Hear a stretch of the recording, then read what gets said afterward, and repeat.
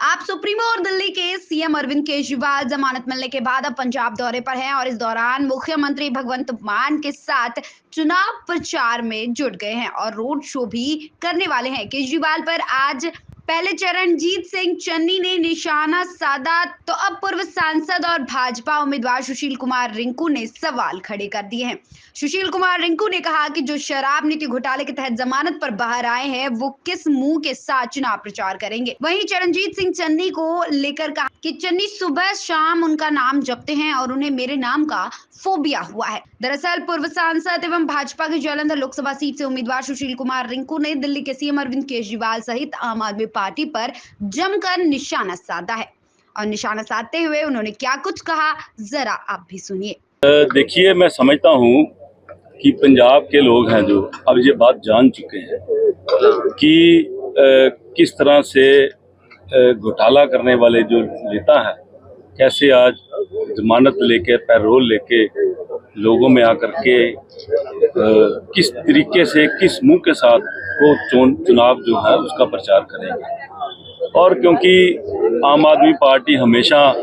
भगत सिंह जी को और doctor B R. Ambedkar ji को हमेशा साक्षी मानकर हर काम करती है, तो क्या जो घोटाले घपले किए हैं क्या उनमें भी इन्होंने हमारे इन योद्धाओं को साक्षी माना था। सो मुझे नहीं लगता कि केजरीवाल साहब जो प्रचार करने के लिए आ रहे हैं इससे कोई आम आदमी पार्टी को खास फायदा होगा। आप क्योंकि सांसद बने थे आम आदमी पार्टी से, तो पार्टी छोड़ने के बाद आपके विचार भी बदले हैं, तो लग नहीं रहा क्योंकि सरकार तो अभी उनकी है, पंजाब में सत्ता उनकी है। देखिए, सत्ता में आने से पहले जो वादे किए गए थे और जो बाई इलेक्शन जो लोकसभा का जालंधर में हुआ था, जो उसमें वादे किए गए थे, तो वादे जो पूरे होते नजर तो नहीं आ रहे। लोग इस बात की प्रतीक्षा कर रहे हैं कि कैसे जो एजुकेशन सिस्टम है उसमें किस तरीके से जो इन्होंने वादे किए थे कि हम ऐसे स्कूल बनाएंगे कि लोग प्राइवेट स्कूलों से अपने बच्चे निकलवा करके सरकारी स्कूलों में डालेंगे, हर एक का इलाज फ्री किया जाएगा, तो नौकरियां दी जाएंगी। मैं समझता हूं कि ये सारे जो वादे हैं झूठे साबित हुए हैं। एक इन्होंने हमारी बहनों को हजार रुपया भत्ते के तौर पे देने का जो निर्णय लिया था, उसका वायदा किया था, वो भी पूरा होता जो नहीं नजर आ रहा। तो आज जालंधर में लोगों में इस बात की चर्चा है कि आम आदमी पार्टी है जो सिर्फ और सिर्फ वायदे करने वाली पार्टी है, उनको पूरा करने का इनका कोई वो है नहीं। चुनाव आयोग पंजाब ने चुनाव आयोग भारत को जो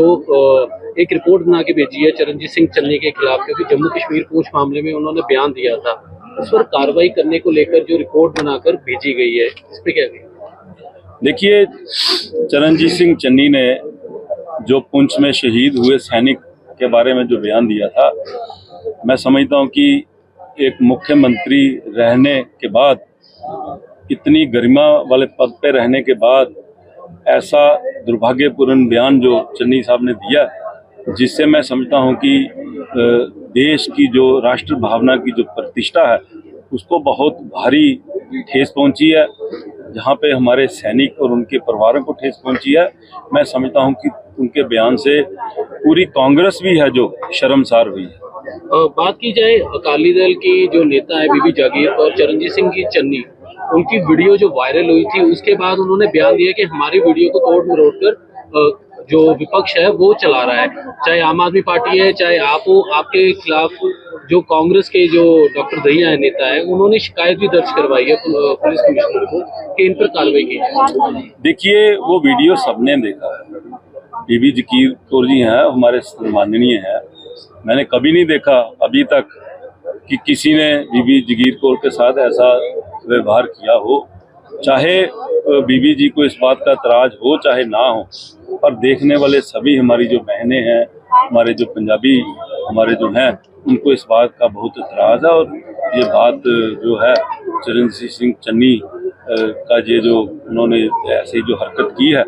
इनका खमियाजा तो उनको भुगतना ही पड़ेगा। लेकिन बीबी जी ने तो पोस्ट उनके हक में डाल दी है, उन्होंने कहा कि ऐसी कोई बात ही नहीं है, उन्होंने मेरा सत्कार किया है। अगर हमें एसजीपीसी ऐसा सत्कार सिखाती है तो फिर बीबी जी को जरूर इसके ऊपर आत्ममंथन भी करना चाहिए। बात की जाए एनडीए के तहत डिब्रूगढ़ जेल में बंद जो अमृतपाल सिंह है, उनकी जो नामांकन है वो मंजूर कर लिया है चुनाव आयोग ने, और वो अब खडूर साहब से चुनाव लड़ रहे हैं, तो इसको लेके कैसे देखें? देखिए, ये जो बात लोगों में फैलाई जाती थी कि केंद्र की सरकार दबाव की नीति से काम करती है, अगर केंद्र का दबाव होता तो इलेक्शन कमीशन भी केंद्र के मतहत है, तो उसके नॉमिनेशन के जो कागज हैं वो रद्द भी किए जा सकते थे। पर मुझे लगता है कि जो सारी जो चुनावी प्रक्रिया है वो बिल्कुल निष्पक्ष तरीके से हो रही है और हर एक का डेमोक्रेटिक हक बनता है कि कोई भी चुनाव लड़ सकता है। तो मेरा ख्याल है कि पूरे डेमोक्रेटिक तरीके से ही जो देश में चुनाव है उनकी प्रक्रिया हो। मीडिया रिपोर्ट के मुताबिक कई वेबसाइट पे खबर भी लगी है कि पंजाब में आतंकी पन्नों ने धमकी दी है, चुनाव वाले दिन पोलिंग बूथ पर उसका निशाना होगा और हमला या धमाका भी हो सकता है। देखिए, ये जो पन्नू है ये हमेशा इसकी आदत है जो गीदड़ धमकियां देना, लोगों को डराना, चुनाव पे ऐसा माहौल पैदा करना कि चुनाव वाले दिन क्योंकि जो शहरी वोटर है वो वोट डालने ना जाए, क्योंकि ये बात बिल्कुल स्पष्ट हो चुकी है कि जो शहरों में जो अर्बन लोग हैं एक तरफा भारतीय जनता पार्टी को वोट डालने के लिए जा रहे हैं और ये उनको डराने वाली ये जो गीदड़ भौंकियां हैं, पंजाबी इन गीदड़ भौंकियों से डरने वाले नहीं हैं और पूरा डट के लोग वोट करेंगे और पूरे तरीके से जो हम चुनाव भी लड़ेंगे। अभी आपने स्पीच के दौरान कहा चरणजीत सिंह चन्नी मजनू है, तो ऐसा क्यों कहा गया आपकी तरफ से? देखिए, उनकी बार बार उनकी जो ऐसी हरकतें हैं वो जनता में उजागर होती रहती हैं, चाहे वो एक लड़की है छोटी उसकी फ़ोटो हो, चाहे बीबी जगीर कौर जी हैं, चाहे हमारी एक IAS ऑफिसर हैं जिनको इन्होंने अश्लील मैसेज किए, बाद में इन्होंने जब मंत्रिमंडल जाता देखा तब उनसे माफ़ी मांगी। ये तो इनकी आदत बन चुकी है। तो अगर बात की जाए लगातार चरणजीत सिंह चन्नी आप पर और शीतल अंगुराल पर दोनों पर निशाना साध रहे हैं, वो बार बार कह रहे हैं लोगों में जाकर कि इन लोगों ने ही जो शहर में गलत कारोबार फैलाया हुआ है। देखो, चन्नी जी जलंधर में जहाँ कहीं भी जाते हैं तो वहाँ पर भारी संख्या में उनको मेरे समर्थकों का, भारतीय जनता पार्टी के साथ प्यार करने वाले लोगों का सामना करना पड़ता है और मुझे लगता है कि चन्नी जी को कहीं रिंकू का फोबिया भी हुआ है, क्योंकि हर वक्त वो सुबह जब घर से निकलते हैं, कैंपेन शुरू करते हैं तो रात तक मेरा ही नाम जपते हैं, मेरे नाम का उनको फोबिया हुआ। SMZ न्यूज़ इंडिया के लिए जालंधर से देविंदर कुमार की रिपोर्ट।